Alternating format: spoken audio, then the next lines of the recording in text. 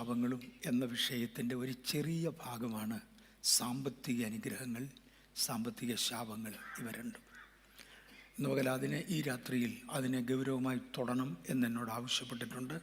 അത് ചെയ്യാൻ ഞാൻ കർത്താവിൻ്റെ കൃപയിൽ ശരണപ്പെടുന്നു. ബാംഗ്ലൂരിലെ ചർച്ചിൽ ഞങ്ങളുടെ സാമ്പത്തിക ശാപം പൊട്ടിച്ച ദൈവത്തെ സ്തുതിക്കുന്നു. അതിനുശേഷമാണ് സഭയ്ക്ക് ഒരളവിൽ വളരാൻ കഴിഞ്ഞത്. വളർന്നിട്ടുള്ള സകല സഭകളും സാമ്പത്തിക ശാപം പൊട്ടിയവരാണ്, അല്ലാതൊന്നും വളരത്തില്ല. അതുകൊണ്ട് സാമ്പത്തിക ശാപം പൊട്ടരുത് എന്നത് പിശാചിൻ്റെ പ്രധാന നോട്ടമാണ്. ഇന്ന് ഒരു യുദ്ധം നടന്നുകൊണ്ടിരിക്കുക. ഞാൻ ഈ യുദ്ധവുമായിട്ടൊന്ന് കണക്ട് ചെയ്തോട്ടെ. യുദ്ധം പ്രസംഗിക്കത്തില്ല, യുദ്ധവുമായിട്ടൊന്ന് കണക്ട് ചെയ്യാനായിട്ട്. ഞാൻ രക്ഷിക്കപ്പെട്ട് സ്നാനപ്പെട്ട അന്ന് എൻ്റെ വീട്ടിൽ നിന്ന് എന്നെ ഇറക്കി വിട്ടു. വീട്ടിൽ നിന്ന് ഇറക്കി വിട്ട് ഭക്ഷണമില്ല, ഒന്നുമില്ല, ഷെൽട്ടറില്ല, യാതൊന്നുമില്ല. പുരയിടത്തിനകത്ത് എൻ്റെ അപ്പൻ്റെ പുരയിടത്തിനകത്ത് കിടന്നോ, അതിൻ്റെ വെളിയിലോട്ട് പോകരുത്, മഴ പെയ്താൽ പശുക്കൂട്ടിൽ കയറി കിടക്കാം എന്ന് അനുവാദം കിട്ടി. ശരിക്ക് വിശക്കുമ്പോൾ തിരിച്ചു വരും, അന്ന് തിരിച്ചു മർത്തമ്മ പള്ളിയിൽ പോകാം, അതുവരെ നീ പെന്തിക്കോസിൽ കളിച്ചോ എന്നും പറഞ്ഞാണ് എന്നെ വിട്ടത്. എങ്ങോട്ട് പോകണമെന്നറിയാൻ വയ്യാത്തതുകൊണ്ട് 12 വയസ്സ് മാത്രം പ്രായമുള്ള ഞാൻ കുത്തിയിരുന്ന് കരഞ്ഞു. ഒരു മരത്തെ ചാരിയിരുന്ന് കരയുമ്പോൾ ഒരു നടവഴി ഉണ്ടായിരുന്നു, അതുവഴി ഒരു മനുഷ്യൻ വന്നു. മർക്കോച്ചൻ എന്നായിരുന്നു അദ്ദേഹത്തിൻ്റെ പേര് എന്നൊക്കെ പിന്നത്തേതിൽ കേട്ടു. എനിക്ക് അദ്ദേഹത്തെ ജീവിതത്തിൽ ഒന്നേ കണ്ടിട്ടുള്ളൂ. അദ്ദേഹം വന്നതിനോട് ചോദിച്ചു, കുഞ്ഞെന്തിനാ കരയുന്നത്? ആ ഒരു നടവഴി ഞങ്ങളുടെ വീട്ടുകാർക്ക് ഞങ്ങളുടെ വീടുകളിൽ അങ്ങോട്ടും ഇങ്ങോട്ടും പോകാൻ മെയിൻ റോഡുമായി കണക്ഷൻ ഉണ്ടെന്നുള്ളതിൽ കവിഞ്ഞാൽ ഒരു സൈഡിൽ മെയിൻ റോഡുമായി കണക്ഷൻ ഉണ്ട്, മറു സൈഡിൽ ഒരു റോഡുമായിട്ടും കണക്ഷൻ ഇല്ല. അതിലെ ആരും വരുന്ന വഴിയല്ല. ഈ മനുഷ്യനെ എങ്ങനെ വഴി തെറ്റി അവിടെ വന്ന് കയറിയത്? എന്തിനാ കരയുന്നതെന്ന് ചോദിച്ചാൽ എനിക്കറിയാൻ വയ്യുന്നതുകൊണ്ട് ഞാൻ മിണ്ടിയില്ല. 2ാം പ്രാവശ്യം ചോദിച്ചു, കുഞ്ഞെന്തിനാ കരയുന്നേ? ഞാൻ മറുപടി പറഞ്ഞില്ല. അദ്ദേഹം അന്യഭാഷ സംസാരിച്ച് വ്യാഖ്യാനിച്ചു. എൻ്റെ ജീവിതത്തിൽ ആദ്യമാണ് ഞാൻ അന്യഭാഷ കേൾക്കുന്നത്. പരസ്യയോഗം കേട്ടാണ് കർത്താവിന് വേണ്ടി പരസ്യമായി എഴുന്നേറ്റ് യേശുവിനെ രക്ഷിതാവായി സാക്ഷിക്കുന്നത്. അന്ന് വരെ ആരും അന്യഭാഷ പറഞ്ഞ് കേട്ടില്ല. സത്യമായിട്ട് ഞാൻ ഓർത്ത ഇംഗ്ലീഷാണ്. കാര്യം 12 വയസ്സുള്ള എനിക്ക് ഇംഗ്ലീഷും അറിയത്തില്ല, അന്യഭാഷയും അറിയത്തില്ല. ഇത് കേട്ടപ്പോൾ ഞാൻ വിചാരിച്ചു ഇംഗ്ലീഷാണ്. അദ്ദേഹം മലയാളത്തിൽ പറഞ്ഞത് എനിക്ക് മനസ്സിലായി. മലയാളത്തിൽ പറഞ്ഞത് ഇങ്ങനെയാണ്: 1, കുഞ്ഞൊരു പട്ടാളക്കാരനാകും. 2, ദൈവത്തിനു വേണ്ടിയും ലോകത്തിനു വേണ്ടിയും ഒരുപോലെ യുദ്ധം ചെയ്യും. 3, കുഞ്ഞിൻ്റെ കാലത്ത് ഒരു ഉണർവുണ്ടാകും. 4, ആ ഉണർവിൽ കുഞ്ഞ് ഭാഗവാക്കായിരിക്കും. ഈ 4 കാര്യം അദ്ദേഹം പറഞ്ഞു. എൻ്റെ ജീവിതത്തിൻ്റെ പോക്കിൽ, പട്ടാള ജീവിതത്തിൽ എനിക്കൊട്ടും താല്പര്യമില്ലായിരുന്നെങ്കിലും അതിനകത്ത് ചെന്ന് പെട്ടു. പട്ടാളക്കാരനായി മാറി, ഇന്ത്യൻ എയർഫോഴ്സിലായി. ഒരു വാക്കുകൂടെ, ഞാൻ വീട്ടിൽ ജോലിയില്ലാതെ, പഠിക്കാൻ നിവൃത്തിയില്ലാതെ, ആഹാരം കഴിക്കാതെ ഏതാണ്ട് ഒരാഴ്ച കഴിഞ്ഞു. ആ ഒരാഴ്ച കൊണ്ട് എനിക്ക് പ്രത്യേക ക്ഷീണമൊന്നും ഉണ്ടായില്ലെങ്കിലും എൻ്റെ മാതാപിതാക്കൾ ക്ഷീണിച്ചു, തിരിച്ചു വരുന്നില്ല എന്നുള്ളത് കൊണ്ട് ഇനി ആഹാരം കൊടുക്കണമെന്നായി. ആ കൂട്ടത്തിൽ എല്ലാവരും കൂടെ ചേർന്ന് പറഞ്ഞു, നീ ഒരു ദിവസം രാവിലെ മുതൽ വൈകുന്നേരം വരെ വീട്ടിലെ പണി ചെയ്താൽ ഒരു കൂലിപ്പണിക്കാരന് കൊടുക്കുന്നത് പോലെ നിനക്ക് ഒരു ദിവസത്തെ ശമ്പളം തരാം. പക്ഷെ 12 വയസ്സുള്ള നിന്നെ കൊണ്ട് വലിയ ജോലിയൊന്നും നടക്കത്തില്ല. അതുകൊണ്ട് അതിനനുസരിച്ചൊരു ശമ്പളം തരാം. അത് ഒരു നേരത്തെ ആഹാരമാണ്. വൈകിട്ട് ഒരു നേരത്തെ ആഹാരം തരാം. പകൽ മുഴുവനും വീട്ടിലെ ജോലി ചെയ്യണം. അങ്ങനെ അതേസമയത്ത് വീടിൻ്റെ വരാന്തയിൽ കയറി കിടന്നുള്ള അനുവാദം കിട്ടി. ഞങ്ങളുടെ വീടിന് തിണ്ണ എന്ന് പറയുന്നൊരു ഭാഗമുണ്ട്. ഇന്നതിനെ വരാന്ത എന്നായിരിക്കും വിളിക്കുന്നത്. തിണ്ണ, അതിനകത്ത് അവിടെ കയറി കിടന്നോളാൻ പറഞ്ഞു. അങ്ങനെ തിണ്ണയ്ക്ക് കിടന്നു. പക്ഷെ അക്കാലങ്ങളിൽ എനിക്ക് പട്ടാളം വന്നതിനെക്കുറിച്ച് ചിന്തിക്കാൻ പോലും പറ്റത്തില്ലായിരുന്നു. 10ാം ക്ലാസ് പാസ്സായി കഴിഞ്ഞ ഉടനെ, അതിനിടയ്ക്ക് പല സംഭവങ്ങളുണ്ടായി. 10ാം ക്ലാസ് പാസ്സായി കഴിഞ്ഞ ഉടനെ ഞാൻ ആ ഭാഗം ഒന്ന് തൊടുന്നത് നല്ലതായിരിക്കും. എന്ന് പറഞ്ഞാൽ ആവശ്യമില്ലാത്ത അല്ലെങ്കിൽ കാരണമില്ലാത്ത ശാപം ഫലിക്കുകയില്ല എന്നൊന്ന് പറയേണ്ടതിന് വേണ്ടി ഞാനത് പറയുന്നത് കൊള്ളാം. ഓക്കെ, എന്നെ സ്കൂളിൽ നിന്ന് ഇറക്കി വിട്ടു. ഒരു 6-7 മാസം കഴിഞ്ഞ് ഞങ്ങളുടെ സ്ഥലത്തുള്ള അതേ സ്കൂളിലെ ഒരു പൂർവ്വ വിദ്യാർത്ഥി, ഒരുപാട് വിദ്യാഭ്യാസമുള്ള ഒരു മനുഷ്യൻ, ഡോക്ടർ ഓഫ് സയൻസ് ഡിഗ്രി ചെയ്തുകൊണ്ടിരിക്കുകയാണ് ചിക്കാഗോയിൽ. ഡോക്ടർ ഓഫ് സയൻസ് ഡിഗ്രി ഇന്ന് ഇന്ത്യയിൽ കൊടുക്കുന്നതായിട്ട് എനിക്കറിയത്തില്ല. ഉണ്ടെന്നോ ഇല്ലെന്നോ എനിക്ക് തീർത്ത് പറയാൻ അറിയത്തില്ല. ഇന്ത്യയിൽ ഒരു കോളേജിലും അതിന് ഡോക്ടർ ഓഫ് സയൻസ് ഡിഗ്രിക്ക് ക്ലാസ് കൊടുക്കുന്നതായിട്ട് എനിക്ക് അറിവില്ല. അന്ന് ചിക്കാഗോയിലായിരുന്നു അതുണ്ടായിരുന്നത്. ഇന്നും ചിക്കാഗോയിലുണ്ട്. അമേരിക്കയിൽ ഇത് പഠിപ്പിക്കുന്നുണ്ട്. ശാസ്ത്രത്തിലെ ഏറ്റവും കൂടിയ വിദ്യാഭ്യാസം, അതിനേക്കാൾ കൂടുതലൊരു വിദ്യാഭ്യാസം ശാസ്ത്രത്തിലില്ല. അദ്ദേഹം അത് പഠിച്ചുകൊണ്ടിരിക്കുക. അവിടുന്ന് ആ മനുഷ്യൻ ഒരവധിയിൽ കേരളത്തിൽ വന്നു. ഞങ്ങളുടെ അയൽവക്കക്കാരനാണ്, ഞങ്ങളുടെയൊക്കെ റോൾ മോഡല്. അദ്ദേഹം എന്നോട് ചോദിച്ചു, നീ എന്താ സ്കൂളിൽ പോകാത്തത്, ഇതിലേ നടക്കുന്നതെന്ന് ചോദിച്ചു. ഞാൻ പശുവിന് പുല്ല് പറിക്കാൻ നടക്കുക, വൈകിട്ട് ഒരു നേരത്തെ ആഹാരം വേണ്ടേ, അതുകൊണ്ട്. ഞാൻ പറഞ്ഞു, എൻ്റെ പേരിലൊക്കെ സ്കൂളിൽ നിന്ന് വെട്ടി സ്കൂളിൽ കയറ്റത്തില്ല എന്ന് പറഞ്ഞു. അയ്യോ അതെന്താ അങ്ങനെ, ഇന്ന് സ്കൂളിലോട്ട് വരാൻ പറഞ്ഞു. ഞാൻ വീട്ടിൽ വന്ന് എൻ്റെ നിക്കറും ഉടുപ്പും മാറി വേറൊരു നിക്കറും ഉടുപ്പ് എടുത്തിട്ടുകൊണ്ട് സ്കൂളിൽ ചെന്ന് ഇദ്ദേഹം വന്ന് ഹെഡ് മാസ്റ്ററോട് സംസാരിച്ചു. അദ്ദേഹത്തോട് പറഞ്ഞു, എൻ്റെ കൂടെ പഠിച്ച ഒരാളിനെ ഇന്ന് പകൽ ഞാൻ കണ്ടു. അദ്ദേഹം ഹെഡ് മാസ്റ്ററോട് പറഞ്ഞു, സാറേ ഇങ്ങനെ അച്ചു ഒരച്ഛനാണത്, അച്ചു ഇങ്ങനെ ഒരാളിൻ്റെ ഭാവി കളയാൻ പറ്റത്തില്ല, അവനെ പഠിപ്പിക്കണം. അദ്ദേഹം പറഞ്ഞു, ഈ പ്രസ്ഥാനത്തിൽ ഇത് യാക്കോബേയ മാനേജ്മെൻറ്റ് സ്കൂളാണ്, ഇന്നതിനെ ഓർത്തഡോക്സ് എന്നായിരിക്കും വിളിക്കുന്നത്, അന്ന് യാക്കോബേയ എന്നാണ്. യാക്കോബേയ മാനേജ്മെൻറ്റ് സ്കൂളാണ്, ഇതിനകത്ത് കലക്കവെള്ളത്തിൽ മുങ്ങിയവനെ കയറ്റത്തില്ല, അതുകൊണ്ട് പേര് വെട്ടാൻ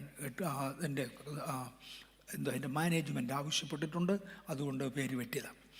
കൊണ്ടിയെന്നയാൾ പറഞ്ഞ്, അങ്ങനെയൊന്നും പറഞ്ഞാൽ ഒക്കത്തില്ല, ഇത് ഗവൺമെൻറ്റാണ് നിങ്ങൾക്കൊക്കെ ശമ്പളം തരുന്നത്, ഗവൺമെൻറ് എയ്ഡഡ് സ്കൂളാണ്, അതുകൊണ്ട് പഠിപ്പിച്ചേ പറ്റൂ. ഒക്കത്തില്ല എന്ന് പറഞ്ഞു. അവർ തമ്മിൽ വഴക്കുണ്ടായ ശേഷം എന്നെ കൊണ്ടുപോയ ആൾ എന്നോട് പറഞ്ഞു, കാറിലോട്ട് കയറിക്കോളാൻ പറഞ്ഞു. അന്ന് ഞങ്ങളുടെ ഗ്രാമത്തിൽ കാറുള്ളവർ തീരെ കുറവാണ്. ഇതിൽ കാറുള്ള ഒരാളാണ് ഇങ്ങനെ. ഞാനീ പറയുന്നത് 1957 കഥയാണ്. കാറിൽ കയറിക്കോളാൻ പറഞ്ഞു. കാറിൽ കയറി അയാളുടെ കൂടെ പോയാൽ പിന്നെ എന്നെ വീട്ടിൽ കയറ്റുകയില്ല, അതുകൊണ്ട് ഞാൻ പറഞ്ഞു, എനിക്ക് വരാൻ പറ്റുകയില്ല എന്ന് പറഞ്ഞു. നീയൊക്കെ പോടാ വീട്ടിൽ, ഞാൻ പോയി കാര്യം സാധിക്കാം എന്ന് പറഞ്ഞ് അദ്ദേഹം തിരുവനന്തപുരത്ത് പോയി മന്ത്രിമാരെ കണ്ടു. അന്നത്തെ വിദ്യാഭ്യാസ മന്ത്രി അദ്ദേഹത്തിൻ്റെ ഒരു ഫ്രണ്ടായിരുന്നു, അങ്ങനെ ജോസഫ് മുണ്ടശ്ശേരി. അങ്ങനെ ജോസഫ് മുണ്ടശ്ശേരിയുടെ പ്രത്യേക ഓർഡർ വാങ്ങിച്ചു. എന്നെ തിരിച്ചെടുക്കേണ്ടതിന് വേണ്ടി ഒരു എൻക്വയറി കമ്മീഷനെ നിയമിച്ചു. ആ എൻക്വയറി കമ്മീഷൻ സ്കൂളിൽ വന്നു. അടുത്ത ദിവസം എൻക്വയറി നടത്തി എന്നെ തിരിച്ചെടുക്കാൻ വിധിയായി. ഞാൻ പിന്നീടാണ് അറിയുന്നത്, അന്ന് എന്നെ കൊണ്ടുപോയ ഈ മനുഷ്യൻ ആ എൻക്വയറി കമ്മീഷനോടൊരു ചോദ്യം ചോദിച്ചു, ഇനി ഈ കുട്ടിയെ ഒരു ക്ലാസ്സിലും ജയിപ്പിക്കത്തില്ലെന്ന് സാറിനറിയാമോ? ഇവനെ മാർക്കിടുന്നത് സ്കൂളിലെ ടീച്ചേഴ്സല്ലേ, അപ്പം മാർക്കിടത്തില്ല, ഈ കുട്ടിയെ ഇങ്ങനെ ജയിപ്പിക്കത്തില്ല. ഡിവിഷണൽ എഡ്യൂക്കേഷൻ ഓഫീസറായിരുന്നു എൻക്വയറി കമ്മീഷനായി വന്നത്, തിരുവല്ലയിലെ DEO ആയിരുന്നു. DEO ഞങ്ങളുടെ സ്കൂൾ രജിസ്റ്ററിനകത്ത്, അന്നത്തെ സ്കൂൾ രജിസ്റ്ററിനകത്ത് എഴുതി വെച്ചു, ഏതെങ്കിലും ക്ലാസ്സിൽ ഈ കുട്ടി തോറ്റാൽ റിസൾട്ട് അനൗൺസ് ചെയ്യുന്നതിന് മുന്നമേ DEOയുടെ ലെവലിൽ ഒരു റീടെസ്റ്റ് കൊടുക്കണം. അത് ക്രിസ്ത്യൻ ടീച്ചേഴ്സിനെ കൊണ്ട് വെക്കരുത്, നോൺ ക്രിസ്ത്യൻ ടീച്ചേഴ്സിനെ കൊണ്ട് ഒരു റീടെസ്റ്റ് കൊടുത്ത ശേഷമേ റിസൾട്ട് അനൗൺസ് ചെയ്യാവൂ. അപ്പോൾ ഇനിയും തോറ്റു കഴിഞ്ഞാൽ പേശക സാറിന്, കാര്യം റീടെസ്റ്റിൽ ജയിച്ചെങ്കിൽ മറ്റൊന്ന് തോപ്പിച്ചു എന്ന് ഉറപ്പാകത്തില്ലേ. അതുകൊണ്ട് എന്തെങ്കിലും ചെയ്യാൻ സാറുമാരും തീരുമാനിച്ചു. സാറുമാരെ ഡിസ്മിസ് ചെയ്തു എന്നാണ് ഞാൻ കേട്ടത്, സസ്പെൻഡ് ചെയ്തു എന്നാണ് ഞാൻ കേട്ടത്. എനിക്കറിഞ്ഞുകൂടെ. രണ്ടായാലും എന്നോട് അവർ പറഞ്ഞു, കുഞ്ഞെ നിനക്ക് 4 മാസത്തിൽ കൂടുതൽ കണ്ടിന്യൂസ് ആബ്സെൻസ് ആയതുകൊണ്ട് ഈ വർഷം പഠിക്കാനൊക്കത്തില്ല, വരുന്ന വർഷം വന്ന് ഏത് ക്ലാസ്സിൽ നിന്ന് ഇറങ്ങിപ്പോയോ അതേ ക്ലാസ് കയറി ഇരുന്നോളാൻ പറഞ്ഞു. പിറ്റേ വർഷം ഞാൻ ചെന്നിരുന്നു. എൻ്റെ ക്ലാസ് ടീച്ചർ ഒരു അച്ഛനാണ്, പേര് പറയുന്നില്ല, ഒരച്ഛനാണ് എൻ്റെ ക്ലാസ് ടീച്ചർ. മിക്കവാറും അധ്യാപകരും അച്ഛന്മാരും ബിസ്കി അമ്മമാരും ഒക്കെയാണ്. അദ്ദേഹത്തിനോട് പറഞ്ഞ് എഴുന്നേക്കാൻ പറഞ്ഞു. എഴുന്നേറ്റു. എന്നോട് പറഞ്ഞു, എടാ, ഞങ്ങളുടെ പ്രസ്ഥാനത്തിൽ നിന്ന് ഞങ്ങളെ ശിക്ഷിച്ചേച്ച് ദൈവമില്ലാത്ത കുറേ മന്ത്രിസഭയും ദൈവമില്ലാത്ത കുറേ കമ്മ്യൂണിസ്റ്റുകാരും ചേർന്ന് നിന്നെ അകത്ത് കയറ്റി. നിന്നെ ജയിപ്പിച്ചേ പറ്റൂ, 9ാം ക്ലാസ് വരെ നിന്നെ ജയിപ്പിച്ചേ പറ്റൂ. അത് അവർക്കും അതിൻ്റെ ബുദ്ധിമുട്ട് മനസ്സിലായി. പക്ഷെ 10ാം ക്ലാസ്സിൽ എഴുതുമ്പോൾ ഞാനൊരു പുരോഹിതനാടാ, ഞാൻ പറയുന്നത് കേട്ടു, നീ 7 കൊല്ലം എഴുതിയാൽ ജയിക്കുകയില്ല. പിന്നെ അയാളൊരു അരുതാത്ത പറഞ്ഞു, ഞാൻ പറഞ്ഞേക്കാം, നീ നശിച്ചു പോവുകയുള്ളൂ, നോക്കിക്കോളാൻ പറഞ്ഞു. ഞാൻ പറഞ്ഞു, കുഴപ്പമില്ല ചോ, 7 കൊല്ലം കഴിഞ്ഞ് 8ാം കൊല്ലം ജയിച്ചോളാം, അച്ഛൻ വിഷമിക്കേണ്ടെന്ന്. കാര്യം എനിക്ക് അത്രയും പറയാനൊരു തൻ്റെ ഇടം ദൈവകൃപയാൽ അന്നുണ്ടായിരുന്ന 12ാം വയസ്സിൽ. നീ തറുതല പറയുമ്പോൾ ഇറങ്ങട ക്ലാസ്സിൽ നിന്ന് പോയി ഹെഡ് മാസ്റ്ററെ കണ്ടാന്ന് പറഞ്ഞാൽ അതിനേക്കാൾ വലിയ അച്ഛനാണ് അപ്പുറത്തിരിക്കുന്നത്. ചെന്ന് വലിയച്ഛനെ കണ്ടു. നീ കൊച്ചച്ഛനോട് പറഞ്ഞോടാന്ന് ചോദിച്ചാൽ പറഞ്ഞു ഞാൻ എന്നത്തെ തറുതലയൊന്നും പറഞ്ഞില്ല, അങ്ങേര് പറഞ്ഞ് 7 കൊല്ലത്തേക്ക് ജയിക്കുകയില്ലെന്ന്, 8ാം കൊല്ലം ജയിച്ചോളാം, അച്ഛൻ വിഷമിക്കേണ്ടെന്ന് ഞാനും പറഞ്ഞു എന്ന് പറഞ്ഞു. എടാ, ഞാനൊരു പുരോഹിതനടാ, എങ്കിൽ ഞാൻ പറയുന്നത് കേട്ടു. അത് അടുത്ത പദം ഈ സ്റ്റേജിൽ നിന്ന് പറയുന്നത്, ക്ഷമിക്കണം, നീ മുടിഞ്ഞു പോവുകയുള്ളൂ, നീ 7 കൊല്ലം SLC എഴുതിയാൽ ജയിക്കുകയില്ലടാന്ന് പറഞ്ഞു. ഞാൻ പറഞ്ഞു, കുഴപ്പമില്ല ചോ, 7, 7, 14, 15ാം കൊല്ലം നോക്കിക്കോളാം, പോയി ക്ലാസ്സിലിരുന്നോളാം പറഞ്ഞു. അങ്ങനെ ഞാൻ ക്ലാസ്സിൽ പോയിരുന്നു. തുടർന്ന് കൂർലോസ് ബിഷപ്പിനെയാണ് കൊണ്ടുവന്നത്. അദ്ദേഹമായിരുന്നു സ്കൂളിൻ്റെ മാനേജർ. കൂർലോസ് ബിഷപ്പ് എന്നെ വിളിച്ച് ആകെ ഇത്രയും മാത്രം പറഞ്ഞു, നിന്നെ ശപിക്കേണ്ടതിനാണ് നമ്മെ ഭരമേൽപ്പിച്ചിരിക്കുന്നത്. ഞാൻ പറഞ്ഞു ഒരു കുഴപ്പമില്ല ബിഷപ്പ്, ഞാൻ തിരുമേനിയൊന്നും അല്ല വിളിച്ച, ബിഷപ്പ് എന്നാണ് വിളിച്ച, ഓർക്കുന്നുണ്ട്. ഒരു തകരാറുമില്ല ബിഷപ്പ്, എന്നെ അനുഗ്രഹിക്കുന്നവൻ അനുഗ്രഹിക്കപ്പെട്ടവനാകും, എന്നെ ശപിക്കുന്നവൻ ശപിക്കപ്പെട്ടവനാകും, വേണ്ടത് ചെയ്തോളാൻ പറഞ്ഞു. അങ്ങേരാണ് പിന്നത്തേതിൽ കാതോലിക്ക ബാബയായി മാറിയത്. ദൈവത്തിൻ്റെ കരുണയാൽ ഞാൻ എൻ്റെ 10ാം ക്ലാസ് നല്ല മാർക്കോടെ പാസ്സായി. കാരണം കൂടാതെയുള്ള ശാപം ഫലിക്കത്തില്ല അതിനകത്ത്. അത് മാത്രവുമല്ല, ഈ വെള്ളത്തിനൊരു പ്രമാണമുണ്ട്, ഹയർ ലെവലിൽ നിന്ന് താണ ലെവലിലോട്ട് ഒഴുകത്തുള്ളൂ. എന്നെപ്പോലൊരു ആത്മീയനെ ശപിക്കാൻ ഇവരാരാ? നിങ്ങൾക്കിത് മനസ്സിലാകുന്നുണ്ടോ? നിങ്ങളെപ്പോലൊരു ആത്മീയനെ ശപിക്കാൻ ഈ താഴെ കിടക്കുന്നവരാരാ? നമ്മളെ ദൈവം പരിശുദ്ധാത്മാവിനാൽ നിറച്ചു, ദൈവത്തിൻ്റെ ബലത്താൽ നിറച്ചു, അങ്ങനെ നമ്മൾ നടക്കും. ഓക്കെ, ഞാൻ മുന്നോട്ട് പോട്ടെ. എനിക്ക് അത്യാവശ്യമുള്ള വിദ്യാഭ്യാസം ദൈവം എനിക്ക് തന്നു. തുടർന്ന് വാര്യാപുരം യോഹന്നാച്ചായനെ ഞാൻ കാണുന്നുണ്ട്.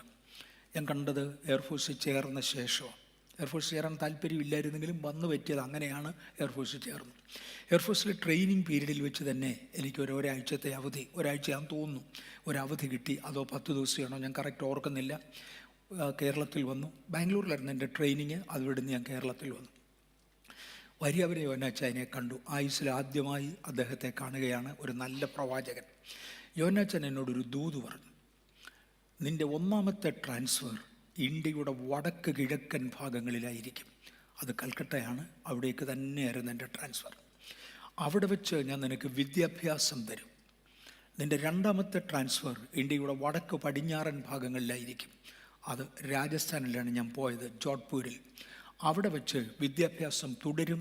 ഞാൻ നിനക്ക് ശുശ്രൂഷ തരും. ഒരു 3-4 ട്രാൻസ്ഫർ പറഞ്ഞു, സ്ഥലങ്ങളൊക്കെ അദ്ദേഹം പറഞ്ഞു. ഇതുപോലെ ഡയറക്ഷനാണ് പറഞ്ഞു. അത് കഴിഞ്ഞ് നീ ഭാരതത്തിൻ്റെ തലസ്ഥാന നഗരിയിൽ വരും. അവിടെ നിന്ന് ഞാൻ നിന്നെ ലോകത്തിൻ്റെ തലസ്ഥാന നഗരി വരെ അയക്കും. അവിടെയുള്ള വിദ്യാഭ്യാസങ്ങളും കണ്ടുപിടുത്തങ്ങളും ഞാൻ നിനക്ക് തരും. തിരിച്ച് നിന്നെ ഇന്ത്യയിലേക്ക് കൊണ്ടുവന്ന് ഒടുവിൽ തെക്കോട്ട് മാറ്റി ജോലിയിൽ നിന്നും വിടർത്തി ശുശ്രൂഷയിൽ നിർത്തും. പറഞ്ഞതുപോലെ എൻ്റെ 1ാമത്തെ ട്രാൻസ്ഫർ കൽക്കട്ടയിലായിരുന്നു. ദൈവത്തിൻ്റെ വലിയ കൃപയാൽ അത്യാവശ്യത്തിന് പഠിക്കാൻ കർത്താവ് ഇടയാക്കി. 2ാമത്തെ ട്രാൻസ്ഫർ രാജസ്ഥാനിലേക്കായിരുന്നു. അവിടെയും പഠനം തുടരുവാൻ കർത്താവ് ഇടയാക്കി. 1ാമത്തെ സഭ എൻ്റെ ആയുസ്സിൽ അവിടെ വെച്ച് സ്ഥാപിച്ചു.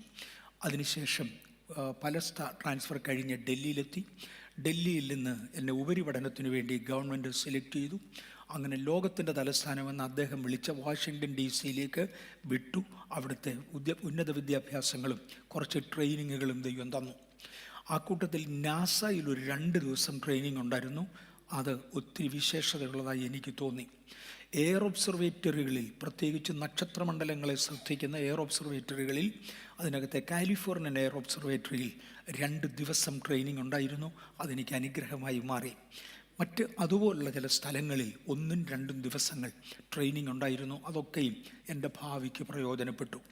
തുടർന്ന് ഞാൻ വീണ്ടും ഇന്ത്യയിൽ വന്ന ശേഷം അംബാല കണ്ടോൺമെൻറ്റ് ഏരിയയിൽ വെച്ച് വാര്യാപുരം യോഹന്നാച്ചായൻ പഞ്ചാബിൽ വന്നൊരു മീറ്റിംഗ് നടത്തുമ്പോൾ ഞാൻ അവിടെ ചെന്ന് പങ്കെടുത്തു. യോഹന്നാച്ചാൻ എന്നെ തിരിച്ചറിഞ്ഞില്ല. എന്നെ വ്യക്തിപരമായി അറിയത്തില്ലായിരുന്നു. കാര്യം തിരുവനന്തപുരത്ത് വെച്ച് ഒന്ന് കണ്ടതാണ്. 15 മിനിറ്റ് ഒരു ദൂത് പറഞ്ഞ്, അത്രയേ ഉള്ളൂ. അതുകൊണ്ടൊന്നും അറിയത്തില്ല. അംബാല ക്യാൻറ്റിൽ വെച്ച് എന്നോട് പറഞ്ഞു, നിന്നെ ലോകത്തിൻ്റെ തലസ്ഥാന നഗരി വരെ അയച്ചതും അവിടെയുള്ള കണ്ടുപിടുത്തങ്ങളും വിദ്യാഭ്യാസവും നിനക്ക് തന്നതും നിൻ്റെ അപ്പൻ്റെ പണക്കൊഴുപ്പ് കൊണ്ടല്ല, നിൻ്റെ ബുദ്ധിവൈഭവം കൊണ്ടുമല്ല. എന്നെ മാനിക്കുന്നവനെ ഞാൻ മാനിക്കും. അതുകൊണ്ടാണ് ഈ രാത്രിയിൽ ദൈവത്തെ മാനിക്കാൻ ഒരാൾ തയ്യാറായാൽ നിങ്ങളെ മാനിക്കുന്നൊരു ദൈവമുണ്ട്. ഇവിടെ ഇനി ഞാൻ പറയാൻ ആഗ്രഹിക്കുന്നത്, എൻ്റെ സഭാജീവിതം മുഴുവനും പട്ടാളത്തോട് ബന്ധപ്പെടുത്തി ചിന്തിക്കാൻ കൃപയാൽ എനിക്ക് കഴിഞ്ഞു. പട്ടാളത്തെക്കുറിച്ച് ഞാൻ എപ്പോഴും പറയാറുണ്ട്. ആരംഭത്തിങ്കിൽ ഞാൻ റിക്രൂട്ടായി ചെല്ലുന്ന അന്ന് അല്ലെങ്കിൽ അതിൻ്റെ പിറ്റേ ദിവസം 3 പേർ യൂണിഫോം തന്നു. കാക്കി യൂണിഫോം 3 പേർ തന്നു. അതിൻ്റെ കൂടെ ഒരു കറുത്ത ഷൂസ്, ഒരു ക്യാൻവാസ് ഷൂസ്, ഒരു നിക്കറ്, അങ്ങനെ ചിലതെല്ലാം തന്നു. എന്നിട്ട് പറഞ്ഞ് യൂണിഫോം കൊണ്ടുവന്ന് ഓൾട്ടർ ചെയ്ത് കറക്റ്റ് നിൻ്റെ സൈസിലാക്കി അടക്കി തേച്ച് വെച്ചേക്കണം, ഇടാൻ പറ്റത്തില്ല. കറുത്ത ഷൂസും പോളിഷ് ചെയ്ത് മിനുക്കി മിടുക്കനാക്കി വെച്ചേക്കണം, പക്ഷേ ഇടാനൊക്കത്തില്ല. കാര്യം മറ്റു പട്ടാളക്കാർ നടക്കുന്നത് പോലെ നടക്കാൻ മാർച്ചിങ് ആദ്യം പഠിക്കണം, പിന്നെ മാത്രമേ യൂണിഫോം ഇടാനൊക്കത്തുള്ളൂ. അതുവരെ പീത്ത കൊണ്ട് കെട്ടുന്ന ഒരു കറുത്ത നിക്കറും ഇട്ട്, അതുപോലെ ഒരു ബെന്യനും ഇട്ട് മറ്റു പട്ടാളത്തിലെ കുട്ടികൾ പഠിക്കുന്നത് പോലെ ഞാനും മാർച്ച് ചെയ്യാൻ പഠിച്ചു. മാർച്ച് ചെയ്യാൻ പഠിച്ച് കഴിഞ്ഞ ശേഷമാണ് ആദ്യമായി യൂണിഫോം ഇടാൻ അനുവദിച്ചത്, കറുത്ത ഷൂസ് ഉൾപ്പെടെ.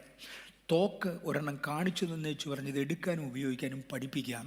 അത് പഠിച്ച് കഴിഞ്ഞിട്ടാണ് ഇത് കൈകാര്യം ചെയ്യാൻ സാധിച്ചത്. ഇതുപോലെ ആത്മമണ്ഡലത്തിലും ഓരോ ട്രെയിനിങ് കഴിഞ്ഞ് മാത്രമേ ഒരു പടിയിലേക്ക് ദൈവം കയറ്റത്തുള്ളൂ. നീ വിശ്വസിക്കുന്നത് പോലെ ഞാനും വിശ്വസിക്കുന്നു എന്നൊക്കെ പറയുന്നവരുണ്ട്. ശരിയാണ് മോനെ, പക്ഷെങ്കിൽ ഒരു ട്രെയിനിങ് കിട്ടാതെ ഒരിക്കലും അത് നിന്നെ ഏൽപ്പിക്കത്തില്ല. നമ്മെ എന്തെങ്കിലും ഒന്ന് ഏൽപ്പിക്കണമെങ്കിൽ ദൈവം അത് തരണം. അത് തന്ന ശേഷമേ ഉള്ളൂ. തീരെ താഴ്ന്നവർ പലരുണ്ട്. അവർ നടക്കുന്നത് പോലെ നടക്കാതെ ഓരോ ട്രെയിനിങ്ങിൽ ഉയർന്നു വരുവാൻ സ്വർഗത്തിലെ ദൈവം നമുക്ക് കൃപ തരട്ടെ. എൻ്റെ ജീവിതത്തിൽ ആദ്യമായി അനുഗ്രഹങ്ങളും ശാപങ്ങളും എന്നുള്ള വിഷയം ഞാൻ പഠിച്ചു.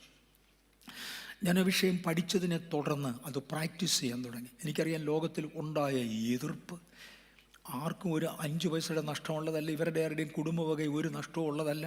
ഞാൻ കണ്ടിട്ടും കേട്ടിട്ടും ഇല്ലാത്തവർ എന്നെക്കുറിച്ച് അവിഖ്യാതി പറയാൻ തുടങ്ങി. അത് ചെയ്തു, ഇത് ചെയ്തു, ഒരുപാട് കാര്യങ്ങൾ ചെയ്തു എന്നൊക്കെ പറയാൻ തുടങ്ങി. അനുഗ്രഹങ്ങളും ശാപങ്ങളും അവർക്ക് ഭയങ്കര ശല്യമായി. പക്ഷെ അവർക്ക് ശല്യമായതുകൊണ്ട് എൻ്റെ ഹൃദയത്തിൽ പരിശുദ്ധാത്മാവ് തന്ന കൺവിക്ഷൻ ഞാൻ അതുപോലെ സൂക്ഷിച്ചു. ആയിരങ്ങൾ ചർച്ചിലേക്ക് വരാൻ തുടങ്ങി. ആയിരങ്ങൾ, അനേകരുടെ ശാപങ്ങൾ പൊട്ടുന്നത് ഞാൻ കണ്ടു. ഞാനൊരു കൊച്ചു ഉദാഹരണം പറയാം. ഞാൻ സാമ്പത്തിക ശാപമാണ് ഇന്ന് എടുക്കാൻ വരുന്നത്. ജനറൽ കേഴ്സ് അല്ല, അങ്ങോട്ടൊന്നും തിരിയാനൊക്കത്തില്ല. പണ്ട് ഞാനത് പഠിപ്പിച്ചിരുന്നത് 3 ദിവസം കൊണ്ട്. എനിക്കൊന്ന് ഞാൻ ഒരു പ്രാവശ്യം ഇവിടെ വന്ന് എടുത്ത് കാണണം അല്ലേ. 3 ദിവസം കൊണ്ടായിരുന്നു അന്നത് എടുക്കുന്നത്. ഇന്നത് എടുക്കണമെങ്കിൽ ഏറ്റവും കുറഞ്ഞത് 6 ദിവസം വേണം. കാര്യം ഒരുപാട് ഞാൻ അതിൻ്റെ സിലബസിനോട് ആഡ് ചെയ്തു. ഓരോ ദിവസവും വളർച്ച വേണമല്ലോ, ഒരുപാട് കാര്യങ്ങൾ ആഡ് ചെയ്തു. അങ്ങനെ ലോകത്തിൻ്റെ പല ഭാഗങ്ങളിലും ഒരുപാട് പേർക്ക് പ്രയോജനപ്പെട്ടതുകൊണ്ട് ആളുകൾ ചേരാൻ തുടങ്ങി. ഓരോന്നോരോന്ന് ദൈവം പഠിപ്പിച്ചു. അതിനനുസരിച്ച് വിടുതലുണ്ടായി. സഭയെ തകർക്കണം എന്നാണ് പിശാചിൻ്റെ ഏറ്റവും പ്രധാന താല്പര്യം. അതിന് എന്തൊക്കെയുണ്ട് അതെല്ലാം ചെയ്യും. ഇന്നത്തെ യുദ്ധവുമായി കമ്പയർ ചെയ്ത് ചിലത് ഞാൻ തൊടാൻ പോവാം. ഇന്ന് അമേരിക്കയും ഇസ്രയേലും ചേർന്ന് ഇറാഖിനോട് യുദ്ധം ചെയ്യുക.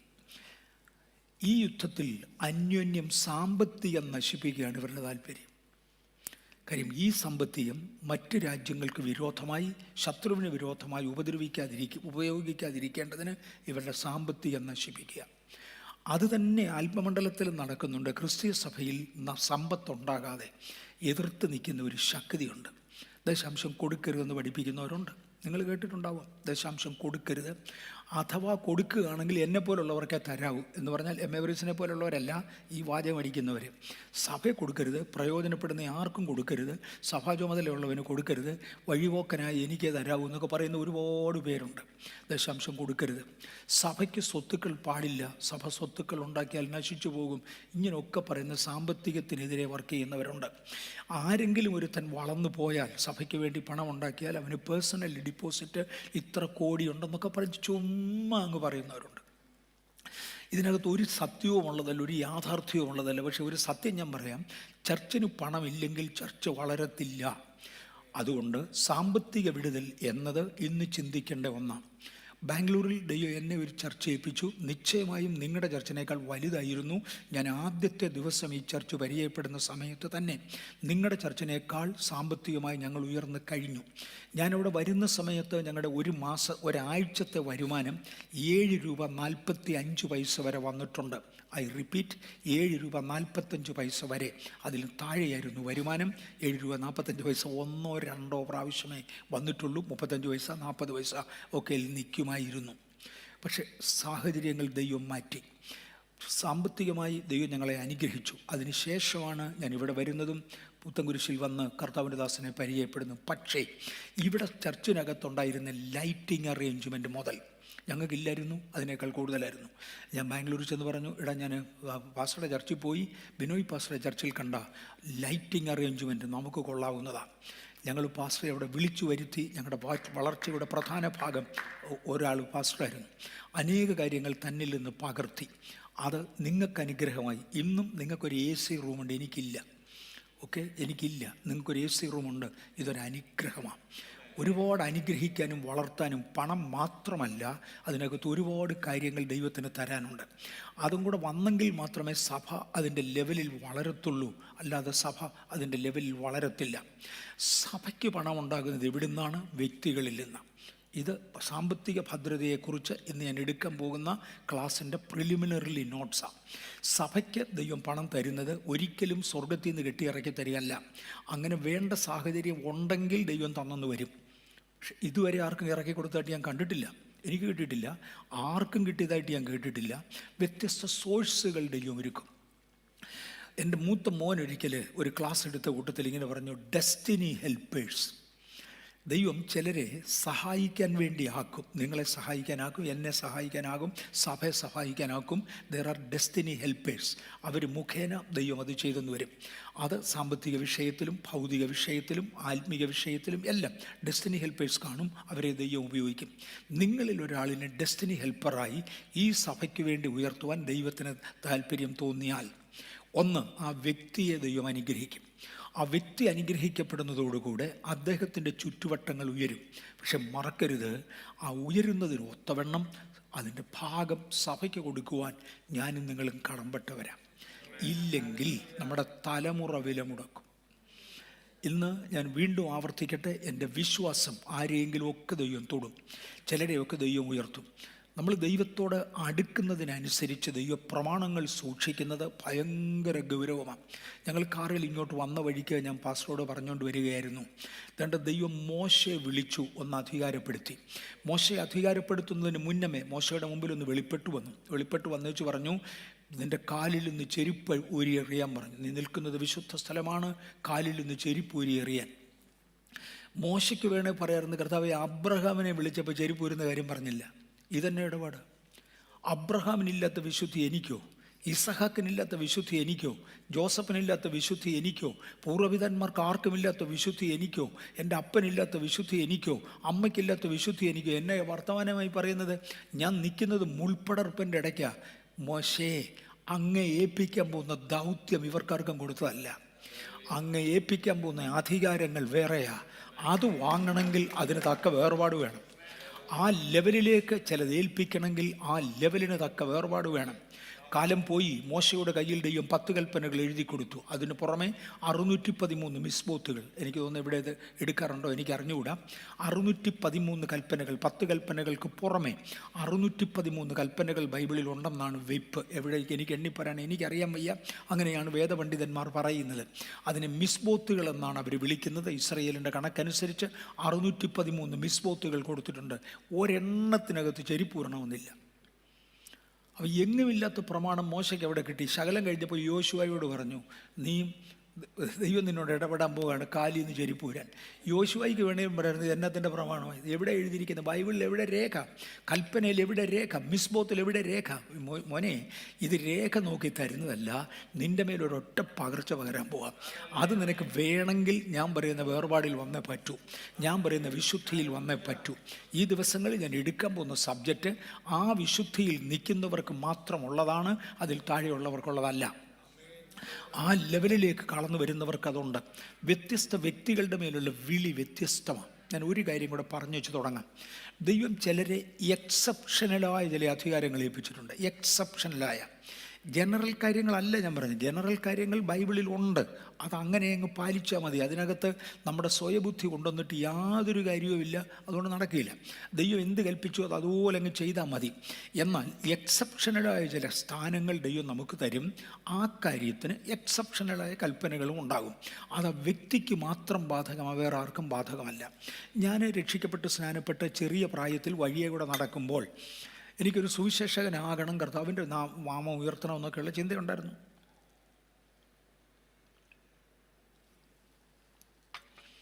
പശുവിനെ തീറ്റാൻ പുല്ല് പറിച്ചു കൊടുത്തില്ലെങ്കിൽ വൈകിട്ടത്തെ അത്താഴം കിട്ടുകയില്ല. അതുകൊണ്ട് ആ പണി ചെയ്യണം. അങ്ങനെ ചെയ്ത് നടക്കുമ്പോൾ തന്നെ രാത്രിയിലൊന്ന് ഉറങ്ങുമ്പോൾ ഞാൻ സ്വപ്നം കാണും.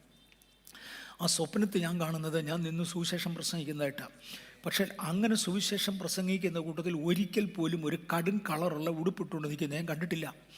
ഒന്നുകിൽ ലൈറ്റ് കളറുള്ള ഡ്രസ്സ്, അല്ലെന്നുണ്ടെങ്കിൽ വെള്ള. ഇത് ഉടുത്തുകൊണ്ട് നിന്ന് പ്രസംഗിക്കുന്നത് മാത്രമേ ഞാൻ കണ്ടിട്ടുള്ളൂ. അതങ്ങനെ 1, 2, 3, 10, 100 ദിവസങ്ങൾ ഇങ്ങനെ കഴിഞ്ഞ് ഞാൻ ഇത് തന്നെ കണ്ടുകൊണ്ടിരിക്കും സ്വപ്നം. ഇത് കഴിഞ്ഞ് ഇന്ത്യൻ എയർഫോഴ്സിൽ ചേർന്നു. ഞാൻ വളരെ നിസ്സഹായമായ പരിതസ്ഥിതിയിലാണ് വളർന്നു വന്നത്. 9ാം ക്ലാസ്സിലും 10ാം ക്ലാസ്സിലും പഠിക്കുമ്പോൾ എനിക്ക് ഒറ്റ നോട്ട്ബുക്കേ ഉള്ളായിരുന്നു. ഓരോ വിഷയത്തിനും വെവ്വേറെ നോട്ട്ബുക്കുകൾ വേണമെന്ന് ക്ലാസ്സിൽ നിന്ന് പറയാറുണ്ട്. അതില്ലാത്തത് കൊണ്ട് എല്ലാ ദിവസവും തല്ലും കിട്ടും. പക്ഷേ നോട്ട്ബുക്ക് വാങ്ങിക്കണേ തല്ല് കൊടുത്താൽ കിട്ടുകയില്ലല്ലോ, കാശ് കൊടുത്താലേ കിട്ടുകയുള്ളൂ. കാശില്ലാത്തത് കൊണ്ട് വാങ്ങിക്കാൻ ഒക്കത്തില്ലായിരുന്നു. ഒടുവിൽ തല്ലി മടുത്ത സാറുമാർക്ക് മനസ്സിലായി ഇവനെ കൊണ്ട് നടക്കുകയില്ലെന്ന്. എന്നാൽ ആരും ഒന്നും വാങ്ങിച്ചു തന്നിട്ടില്ല. അവർ തല്ല് നിർത്തി. ഒടുവിൽ ഒറ്റ നോട്ട്ബുക്കും കൊണ്ടാണ് ഞാൻ പഠിച്ചത്. അത് തീരുമ്പോഴത്തേക്ക് വേറെ ഒന്നും വാങ്ങിക്കാൻ കർത്താവ് കൃപ തരും. അങ്ങനെ എല്ലാ സബ്ജക്റ്റും അതിനകത്ത് തന്നെ എഴുതി. അങ്ങനെ എഴുതുന്നത് കൊണ്ട് കിറുക്കി ചെറിയ അക്ഷരത്തിലേ എഴുതത്തുള്ളായിരുന്നു. തിരിച്ച് പേജിൽ ഒരു ദിവസത്തെ എല്ലാ സബ്ജക്റ്റും തീരും. അങ്ങനെ തീർത്തേ പറ്റൂ. അങ്ങനെ ദുരിശിച്ചാണ് ഞാൻ ജീവിച്ച് പഠിച്ചു വന്നത്. ഓക്കെ, അതുപോലെ കൽക്കട്ടയിലായിരുന്നു. കൽക്കട്ടയിൽ എത്തിക്കഴിഞ്ഞപ്പോൾ ഒരു പട്ടണത്തിൽ 1000 പേര് പ്രസംഗിക്കുന്നവർ കണ്ടേക്കാം. പക്ഷെ മാതൃക ശുശ്രൂഷകന്മാർ 4 or 5 കാണത്തുള്ളൂ, അതിൽ കൂടുതൽ കാണത്തില്ല. എല്ലാ പട്ടണത്തിലും മാതൃകകൾക്ക് വേണ്ടി ഇത് നിർത്തിയിട്ടുണ്ട്. നിങ്ങളെ മാതൃക സഭയിൽ വെച്ചുവെന്ന് തോന്നുന്നെങ്കിൽ മെയിൻറ്റെയിൻ ചെയ്യുവാൻ കർത്താവിൽ ഞാൻ അഭിപ്രായം പറയുകയാണ്. ഒരു പ്രായമുള്ള ദൈവദാസൻ എന്ന നിലയിൽ 68 വർഷമായി ഞാൻ കർത്താവിൻ്റെ വേലയിലാണ്. 68 വർഷമായി. ജീവിതത്തിൽ ഇന്ന് വരെ പ്രധാനപ്പെട്ട വീഴ്ചകളിൽ എങ്ങും അകപ്പെട്ടിട്ടില്ല. ഞാൻ പറയുന്ന ഒരുപാട് കാര്യങ്ങൾ ചേർത്ത് വിക്കിപീഡിയയിൽ ഒരു പേജ് ക്രിയേറ്റ് ചെയ്യാൻ വേണ്ടി ആരോ കൊടുത്തു. ആദ്യം ഒരു പേജ് ക്രിയേറ്റ് ചെയ്തു. അതിനുശേഷം ഇതിലൊക്കെ വ്യാജ പ്രസ്താവനകളാണെന്നും പറഞ്ഞ് ഒത്തിരി നാമധേയ ക്രിസ്ത്യാനികൾ എഴുന്നേറ്റു. ഇതെല്ലാം വ്യാജ പ്രസ്താവനകളാണ്, ചുമ്മാ കള്ളമാണെന്നൊക്കെ പറഞ്ഞു. അതോടുകൂടി വിക്കിപീഡിയയിൽ നിന്ന് എൻ്റെ പേര് കട്ട് ചെയ്തു. ഇത് കഴിഞ്ഞ് സഹോദരന്മാരിൽ ആരോ ഒരാൾ ഒരു 6 മാസത്തിനകം, ഈ കഴിഞ്ഞ 6 മാസത്തിനകം, ഇപ്പോൾ അതിന് പകരം വേറൊരു പീഡിയ ഉണ്ട്. എനിക്ക് വന്ന് ഗ്രോക്കൽ പീഡിയ അങ്ങനെയുണ്ട്, സംതിങ് ഗ്രോക്കോ അങ്ങനെ ഉണ്ടെന്നുണ്ട്. അതിനകത്ത് സെയിം കൊടുത്തു. ഗ്രോപീഡിയ പറഞ്ഞു ഒരു ഫാക്ട് ചെക്ക് നടത്തിയേ പറ്റത്തുള്ളൂ. കഴിഞ്ഞ പ്രാവശ്യം തെറ്റാണെന്ന് ആരോ പറഞ്ഞു, അതുകൊണ്ട് പേര് കട്ട് ചെയ്തതാണ്. ഇനി ഇപ്രാവശ്യം ഒരു ഫാക്ട് ചെക്ക് നടന്നേ പറ്റുള്ളൂ. ആളുകൾ കൊടുത്തത് 22,000 മെമ്പേഴ്സുള്ള ചർച്ചയാണെന്നാണ്. 22,000 മെമ്പേഴ്സുള്ള ചർച്ച. ഫാക്ട് ചെക്കൊക്കെ നടത്തിയേച്ച് 12 പേജുള്ള ഒരു റിപ്പോർട്ട് അയച്ചിട്ടുണ്ട്. ആ റിപ്പോർട്ടിൻ്റെ ഒരു പ്രിൻ്റഡ് കോപ്പി എൻ്റെ കയ്യിലുണ്ട്. വീട്ടിലിരുന്ന് വായിക്കാൻ നേരം കിട്ടിയില്ല. ഇവിടെ വന്നിരുന്ന് വായിക്കാമെന്നുകൊണ്ട് കൊണ്ടുവന്നു. വായിക്കാൻ മൂഡ് വന്നില്ല. 3 പേജ് ഞാൻ വായിച്ചു. ഒരു കാര്യം ഞാൻ കണ്ടു, ഈ 22,000 മെമ്പേഴ്സ് എന്നുള്ളത് അവരങ്ങ് കട്ട് ചെയ്തേച്ച് 60,000 ഒന്നാക്കി അവർ. ഫാക്ട് ചെക്കിനകത്ത് വന്നതാണ്. അതിനകത്ത് അവർ എഴുതിയിരിക്കുന്നത് AI തന്നിരിക്കുന്ന ഫാക്ട് ചെക്കാണ്. അതിനകത്ത് അവർ തന്നിരിക്കുന്നത് ലോക്കൽ ചർച്ചിൽ ആരാധിക്കുന്നവർ 22,000 അതിൽ താഴെയേ ഉള്ളൂ. പക്ഷെ ലോകത്തിൻ്റെ വ്യത്യസ്ത ഭാഗങ്ങളിൽ ഇവൻ്റെ കൈകൊണ്ടുള്ള അഭിഷേകമാണ് ഈ ചർച്ചിൽ നിന്ന് കൈവപ്പ് കിട്ടിയതാണെന്ന് പറഞ്ഞ് ആരാധിക്കുന്ന സഭകൾ 100കളിലുണ്ട്. ആ സഭകൾ ഒരുമിച്ച് ലോകത്തിൻ്റെ പല രാജ്യങ്ങളിലായി അവരെ കൂടെ ഒരുമിച്ച് ചേർത്തിയാണ് ഗ്ലോബൽ സർവേയിൽ ഇവർക്ക് 60,000-ലധികം മെമ്പേഴ്സുണ്ട്. ഇത് ദൈവം കൊണ്ടുവരുവാൻ കാരണം എന്തുവാ? ഞാനിങ്ങനെ ഒരു ഏരിയയിലോട്ട് കയറുക. ദൈവം തൻ്റെ അഹരോനെ വിളിച്ചു. ശ്രദ്ധിച്ച് കേട്ടോണ്, അഹരോനെ ദൈവം വിളിച്ചു വെച്ച് പറഞ്ഞ അഹരോന്യ പൗരോഹിത്യം നിത്യപൗരോഹിത്യമായിരിക്കും. ഓർമ്മയുണ്ടോ പദം? അഹരോന്യ പൗരോഹിത്യം നിത്യപൗരോഹിത്യമായിരിക്കും. ദൈവത്തിന് അതുപോലെ അഹരോനെ അങ്ങ് ഇഷ്ടപ്പെട്ടു. അഹരോൻ്റെ മക്കൾ വന്നു, യോഗ്യമായി ദൈവത്തെ സേവിച്ചു, തെറ്റ് കാണിച്ചവനെ ഛേദിച്ചു കളഞ്ഞു. പക്ഷെ പൗരോഹിത്യത്തിന് കേടുവന്നില്ല. അഹരോൻ്റെ കൊച്ചുമകൻ ഏലിയാസർ എന്ന് പറഞ്ഞ ഒരാൾ വന്നു. അദ്ദേഹത്തിൻ്റെ കാലത്ത് പുരോഹിതന്മാരിൽ ചിലർ അന്യസ്ത്രീകളെ വിവാഹം കഴിച്ചു. എലിയാസറിനോട് ദൈവം ഇടപെട്ടു. അദ്ദേഹം ഒരു കുന്തവുമായി ചെന്ന് അന്യസ്ത്രീയെ വിവാഹം കഴിച്ച പുരോഹിതനെയും ഭാര്യയും കൂടെ കുത്തി ഒരു കുന്തത്തേലാക്കി കൊണ്ടുവന്നു. ഒറ്റ കുന്തത്തിൽ 2നെയും കൂടെ കുത്തി കൊണ്ടുവന്നു. യഹോവ പറഞ്ഞു, ഇത്രയും തീഷ്ണത അഹരോൻ്റെ കൊച്ചുമകൻ എലിയാസർ കാണിച്ചതിനാൽ ഇത് സത്യം സത്യം സത്യം നിത്യപൗരോഹിത്യമാണ്. ദൈവം അങ്ങ് അനുഗ്രഹിച്ചു. ഇനി മാറാനൊക്കത്തില്ല, അതുപോലെ അങ്ങ് അനുഗ്രഹിച്ചു. കാലം പിന്നെ മുന്നോട്ട് പോയി. തേണ്ട ഏലിപുരോഹിതൻ്റെ കാലമായി. അവൻ തോന്നിയതുപോലെ ഇരുന്നു. ശരീരം സ്ഥൂലിച്ചു എന്ന് പറഞ്ഞ ഉപവാസവും പ്രാർത്ഥനയും കുറഞ്ഞു എന്നൊരർത്ഥമുണ്ട്. ഏലി തൻ്റെ സ്ഥലത്ത് ഇരുന്നു എന്നൊരു വാക്യമുണ്ട്. ഇത് കർത്താവിൻ്റെ ദാസനെ നമ്മൾ 2 പേരും സൂക്ഷിക്കേണ്ടതാ. ഇതിനകത്ത് കർത്താവിൻ്റെ വേലക്കാർ ആരൊക്കെ ഉണ്ടോ സൂക്ഷിക്കേണ്ടതാ. കർത്താവിൻ്റെ വേല ഉദാസീനതയോടെ ചെയ്യുന്നവൻ ശപിക്കപ്പെട്ടവനാ. അയാൾ ഉദാസീനതയോടെ വേല തുടങ്ങി, സ്വന്തം സ്ഥലത്ത് ഇരുന്നു. ദേവാലയത്തിൽ പുരോഹിതന് ഇരിക്കാൻ ആസനമില്ല.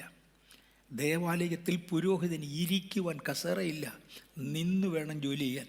ഞാനിതിനിടയ്ക്ക് ഒരു തമാശ പറയാം. ജോൺ ഓസ്റ്റിൻ്റെ ചർച്ചിൽ ഒരിക്കൽ ഞാനും എൻ്റെ ഭാര്യയും കൂടെ പോയി. ജോണോസൻ ഞങ്ങളെ വളരെ കാര്യമായി വിളിച്ചു, ഞങ്ങളെ ഒത്തിരി ഒത്തിരി ഒത്തിരി ഒത്തിരി നന്നായി ട്രീറ്റ് ചെയ്തു. ഓരോ ഗിഫ്റ്റും ഒക്കെ ഞങ്ങൾക്ക് രണ്ടുപേർക്കും തന്നു. അദ്ദേഹത്തിൻ്റെ കൈകൊണ്ട് സൈൻ ചെയ്ത 2 പുസ്തകങ്ങൾ തന്നു. ജോണോസിനൊന്നും അങ്ങനെയൊന്നും സമയം എടുക്കത്തില്ല.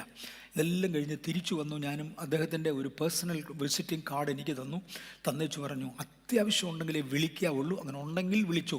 അമേരിക്കയിലായിരിക്കുന്ന സമയത്താണ്, ഉണ്ടെങ്കിൽ വിളിച്ചോ, I love to talk to you എന്നൊക്കെ പറഞ്ഞു. നന്നായി. തിരിച്ചിവിടെ വന്ന് വലിയ കാര്യമായി ഞാൻ എൻ്റെ മക്കളോട് പറഞ്ഞു, എടാ ഇങ്ങനെ ജോണോസിൻ്റെ അവിടെ ചെന്നു. ഇളയ മോനൊരു ചോദ്യം, ജോണോസിൻ്റെ അവിടെ ചെന്നിട്ട് ഇരിക്കാൻ ഡാഡിയോട് പറഞ്ഞു. അത് ഞാൻ ഓർക്കുന്നുമില്ല. ഇരിക്കാൻ പറഞ്ഞോ ഇല്ലയോ എന്ന് എനിക്ക് ഓർമ്മയില്ല. ജോണോസൻ ഇരുന്ന് കണ്ടോ? ഞാൻ പറഞ്ഞു അതും ഞാൻ ഓർക്കുന്നില്ല. ഡാഡി, അദ്ദേഹത്തിൻ്റെ ഓഫീസിൽ ഇരിക്കാൻ കസേരയില്ല, പുരോഹിതന്മാർ നിന്ന് ജോലി ചെയ്യണമെന്ന. യഹോവയുടെ വേല ഉദാസീനതയോടെ ചെയ്യുന്നവൻ ശപിക്കപ്പെട്ടവൻ. അപ്പോഴാണ് ഞാൻ തിരിച്ചാലോചിച്ച്, അദ്ദേഹത്തിൻ്റെ കമ്പ്യൂട്ടർ ഇരിക്കുന്ന മേശയ്ക്ക് ഇതേ ഉയരമാണ്. അതുപോലൊരു മേശയുടെ പുറത്ത് വെച്ചാണ് അദ്ദേഹത്തിൻ്റെ കാർഡിൽ അദ്ദേഹം സൈൻ ചെയ്ത് തന്നത്. ഇരിക്കാൻ പോലും സ്ഥലമില്ല. ഏലി തൻ്റെ സ്ഥലത്ത് ഇരുന്നു. പൗരോഹിത്യം താഴോട്ട് പോകാൻ തുടങ്ങി. അയാളുടെ മക്കൾ തോന്നിയതുപോലെ വഴിതെറ്റി. കുറച്ച് കഴിഞ്ഞപ്പോൾ യഹോവ ശമൂവേൽ പ്രവാചകനോട് സംസാരിച്ചു വെച്ച് പറഞ്ഞു, ഞാൻ ഇസ്രായേലിനോട് ചെയ്യുന്നത് കേൾക്കുന്നവൻ്റെ ചെവി രണ്ടും മുഴങ്ങും. വല്യപ്പനോട് ഇനി നിത്യപൗരോഹിത്യമായിരിക്കുമെന്ന് സത്യം ചെയ്ത ദൈവം, അതെ, നോക്കുമ്പോൾ തലമുറകൾ ആ വേർപാട് പാലിക്കുന്നില്ല. ദൈവം നമ്മുടെ പിതാക്കന്മാരോടൊരു സത്യം ചെയ്തെങ്കിൽ ആ കണ്ടീഷനില്ല. അത് തുടരുന്നവർക്കായി ദൈവത്തെ സ്തുതിക്കുന്നു. അവസാനം പറഞ്ഞു, പൗരോഹിത്യം നിങ്കിൽ നിന്ന് കീറിക്കളയുകയാ, ഇനി നിനക്കിരിക്കത്തില്ല. കാര്യം തലമുറകൾ നിന്നേ മതിയാകൂ. ദൈവപ്രമാണത്തിൽ നിൽക്കണം. അപ്പൻ പള്ളിയിൽ പോയി കാശുണ്ടാക്കി അതുകൊണ്ട് മക്കൾ സുഖിക്കാമെന്ന് കരുതിയാൽ തമ്പുരാൻ മൂടോടെ വെട്ടിക്കളയും. ആ കാര്യം മറക്കരുത്. അപ്പന്മാർ ദൈവത്തെ സേവിച്ചു, അവർ ദൈവഭക്തരായിരുന്നു, അതുകൊണ്ട് ഞാൻ തോന്നിയ പോലെ എന്ന് പറഞ്ഞാൽ ദൈവവും തോന്നിയ പോലെ തിരിയും. ഞാൻ 2ാം മണ്ഡലത്തിലോട്ട് കയറുക. ദാവീദ് ദൈവത്തിന് യോഗ്യനായി നടന്നു. ദൈവം ദാവീദിന് ഒരുപാട് അനുഗ്രഹങ്ങൾ കൊടുത്തേച്ചു പറഞ്ഞു, ദാവീദിൻ്റെ സിംഹാസനത്തിൽ ഇരിക്കാൻ അവനൊരാൺപൈതൽ ഇല്ലാതെ പോകയില്ല. ദാവീദിനെ ദൈവം അനുഗ്രഹിച്ചു. നിത്യരാജ്യത്വം ദാവീദിനെ കൽപ്പിച്ചാക്കി. ദാവീദിൻ്റെ ജീവിതത്തിലൊരു പെശക് വന്നു. ദൈവസന്നിധിയിൽ അവൻ അനുതപിച്ചു. ദൈവം അദ്ദേഹത്തോട് ക്ഷമിച്ചു. അങ്ങനെ പറയാനൊക്കത്തുള്ളൂ. ക്ഷമിച്ചു എന്ന് പറയുന്നതിൻ്റെ അർത്ഥം ശിക്ഷ കുറച്ചു എന്നാരും തെറ്റിദ്ധരിക്കരുത്. നോ, പൗരോഹിത്യം രാജ്യത്വം കട്ട് ചെയ്തില്ല. ശിക്ഷ ഇഷ്ടം പോലെ കിട്ടി, ഇഷ്ടം പോലെ. പറഞ്ഞു, നീ ബേർശേബയുടെ പുറകെ പോയല്ലോ, നീ ആരും കാണാതെ രഹസ്യത്തിൽ ഇരുട്ടത്തത് ചെയ്തു, ഞാൻ പരസ്യമാക്കും. നീ ഇരുട്ടത്ത് ചെയ്ത പാപം നിൻ്റെ മക്കൾ, നിൻ്റെ വെപ്പാട്ടികൾക്കെതിരെ നിൻ്റെ മക്കൾ സൂര്യപ്രകാശത്തിൽ ചെയ്യും. അങ്ങനെ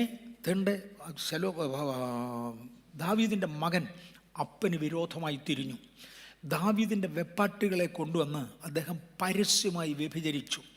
അവിടെ ഒരു വെൺമാടം തീർത്തു. വെൺമാടത്തിൽ വെച്ച് അവർ പരസ്യമായി അപമാനിച്ചു. എല്ലാവരും ഓർക്കുന്നുണ്ടാവും. വെൺമാടം എന്ന് പറഞ്ഞാൽ എന്തുവാ?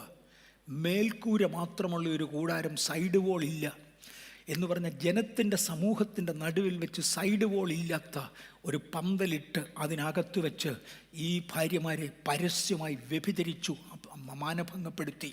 ദാവീദേ, നീ ഒറ്റയ്ക്ക് ശാന്തമായി ചെയ്തു, ഞാൻ ക്ഷമിച്ചെന്ന് കണ്ടിരിക്കുക നീയല്ലേ? ഇല്ലടാ, ഇല്ല ഇല്ല ഇല്ല, ഞാൻ ഇതേ ശിക്ഷ തരും. നീ ഒരുത്തനെ കൊല്ലിച്ചില്ലേ, നിൻ്റെ മക്കളിലൊരു 4 എണ്ണത്തെ ഞാൻ എടുക്കാൻ പോവാ, 4 ഇരട്ടിയാണ് നിനക്ക് പകരം തരുന്നത്. പിന്നെ നിൻ്റെ കൈ കൊണ്ട് എൻ്റെ ആലയം പണിയാമെന്ന് കണ്ടാ നീ ഇരിക്കുന്നത്? ഇല്ലടാ, നിന്നെപ്പോലെ അശുദ്ധമായ കൈയുള്ള ഒരുത്തൻ്റെ കൈ കൊണ്ട് പണിത ആലയത്തിൽ എന്നെപ്പോലെ വിശുദ്ധനായി ഒരുത്തൻ പാർക്കത്തില്ല. രാജ്യത്വം തുടരുന്നത് ആ ഒരു കാര്യം ഏൽപ്പിച്ചു, വേറെ ആളില്ല. ബാക്കിയുള്ളതിനെല്ലാം ശിക്ഷയുണ്ട്. പാപം ശിക്ഷിക്കപ്പെടും, മറക്കരുത്. ജഡത്തിൽ വിതച്ചത് ജഡത്തിൽ കൊയ്തേ തീരൂ. ശലോമോൻ ഏറ്റവും മിടുക്കനാ. അവൻ ദൈവത്തെ പ്രസാദിപ്പിച്ചു, ജ്ഞാനം ചോദിച്ചു. പക്ഷേ അവൻ്റെ സ്വന്തം ബുദ്ധിയുടെ കൂട്ടത്തിലിട്ടു. അവന് മിസ്രൈമിൽ പോയി പെമ്പിള്ളേരെ കൊണ്ടുവന്നു. വ്യത്യസ്ത രാജ്യങ്ങളിൽ നിന്നും രാജാക്കന്മാരുടെ പ്രീതി നേടേണ്ടതിന് സത്യത്തിൽ അകത്തോട്ട് കയറുകയാണ്. ആ രാജാക്കന്മാരെ ആരാധിച്ചിരുന്ന ദൈവപ്രീതി നേടേണ്ടതിന്. അതുകൊണ്ട് പെമ്പിള്ളേരെ തന്നെയല്ല കൊണ്ടുവന്നത്, അവരുടെ ദേവീദേവന്മാരെ കൂടെ കൊണ്ടുവന്നു. സകലത്തിനെ ഒരുമിച്ച് പൂജിച്ചു. കഴിഞ്ഞപ്പോൾ തമ്പുരാൻ ഇറങ്ങി വന്നു വെച്ച് പറഞ്ഞു, ശലോമോനെ, രാജ്യത്വം ഞാൻ നിങ്ങളിൽ നിന്ന് കീറുക. നിൻ്റെ അപ്പനോട് ഞാൻ വാക്ക് പറഞ്ഞിരുന്നു, ഇനി അങ്ങനെ ആകത്തില്ല. തേണ്ട ഏലിയോട് പറയുമ്പോൾ പറയുന്നുണ്ട്, നിന്നോട് ഞാൻ പണ്ട് വാക്ക് പറഞ്ഞതാ, പക്ഷെ ഇനി അങ്ങനെ ആകത്തില്ല. എന്നെ മാനിക്കുന്നവൻ മാനിക്കപ്പെടും, എന്നെ നിന്ദിക്കുന്നവൻ നിന്ദിതനാകും. നാം ദൈവത്തിങ്കിൽ നിന്ന് ഏറ്റുവാങ്ങിയതിന് തക്കവണ്ണം നാമും നമ്മുടെ തലമുറകളും ദൈവത്തോട് കടംപെട്ടവരാണ് എന്ന് ഞാൻ കർത്താവിൻ്റെ സന്നിധിയിൽ ഓർമ്മിപ്പിക്കട്ടെ. അവനോടും പറഞ്ഞ, രാജ്യത്വം ഞാൻ നിങ്കിൽ നിന്ന് കീറിയേച്ച് നിൻ്റെ പ്രത്യനത് കൊടുക്കാൻ പോവുക. അതൊരു കട്ടിയായ സെൻറ്റൻസാണ്. ഞാനൊരിക്കലും ഒരു പ്രൊഡക്ഷൻ മാനേജരായി കുറച്ച് നാൾ ജോലി ചെയ്തിട്ടുണ്ട്. അന്ന് എൻ്റെ കമ്പനിയുടെ ഓണർ, അവരൊരു ബ്രാഹ്മണന്മാരുടെ കമ്പനിയാണ്. അതിനകത്തൊരു പാസ്റ്ററെ പിടിച്ചു മാനേജരാക്കി. അദ്ദേഹത്തിന് പിന്നെ അതിനകത്ത് ദുഃഖിക്കേണ്ടി വന്നിട്ടുണ്ട്. അത് കഴിഞ്ഞ് എന്നോട് പറഞ്ഞു, വർഗീസേ, ഞാനൊരു സൂപ്പർവൈസറെ കൊണ്ടുവരിക. അതായത് ഞങ്ങളുടെ ഓഫീസിനകത്ത് പൂജയൊന്നുമില്ല, ഞാൻ ആ മാനേജറെ ഞാൻ പൂജ നടത്തത്തില്ല. അതിനകത്തൊരു വിഗ്രഹം വെക്കാൻ, ഫോട്ടോ വെക്കാൻ ഞാൻ സമ്മതിക്കത്തുമില്ല. അതുകൊണ്ട് ഞാനൊരു സൂപ്പർവൈസറെ കൊണ്ടുവരികയാണ്. സൂപ്പർവൈസർക്ക് വേറൊരു ഓഫീസ് കൊടുക്കാൻ പറഞ്ഞു. അങ്ങനെ ഞാനൊരു മാനേജറായിട്ട് ഒരു സൈഡിലങ്ങ് മാറി. എൻ്റെ കീഴിൽ ഒരു സൂപ്പർവൈസറുണ്ട്, മിസ്റ്റർ സന്താനം എന്ന് പറയുന്ന ഒരാളിനെയാണ് കൊണ്ടുവന്നത്. അവന് ടെക്നോളജിയെക്കുറിച്ച് ഒന്നും അറിയത്തില്ല. അവന് രാവിലെ എഴുന്നേറ്റ് പച്ചവെള്ളത്തിൽ കുളിച്ച് പൂജ ചെയ്യാൻ അറിയാം. ഇതേ അറിയത്തുള്ളൂ. സന്താനത്തെ കൊണ്ടുവന്ന് ഇടയ്ക്ക് വെച്ചു. ഈ സന്താനത്തെ പറഞ്ഞു വിടണമെന്ന് എനിക്ക് തോന്നി. പക്ഷെ ഓണർ കൊണ്ടുവന്നതാണ്, അങ്ങനെ അങ്ങ് പറഞ്ഞു വിടാനൊന്നും നോക്കത്തില്ല. എന്തെങ്കിലും ഒരു കാരണം വേണം. ഞാൻ നോക്കിയിട്ട് സന്താനത്തിനെ പിടിക്കത്തക്ക യാതൊരു കാരണങ്ങളും ഇല്ല. അവൻ സൂപ്പർവൈസറുടെ ഓഫീസിൽ വന്നിരിക്കണം. ചെക്കിങ്ങിന് പോകാൻ വേണ്ടി പോലും വേറെ ആളുണ്ട്. ഇവൻ അവിടെ ഇരുന്ന് പൂജ ചെയ്യുക, ഇതേ ഉള്ളൂ ഇവന് കൊടുത്ത ജോലി.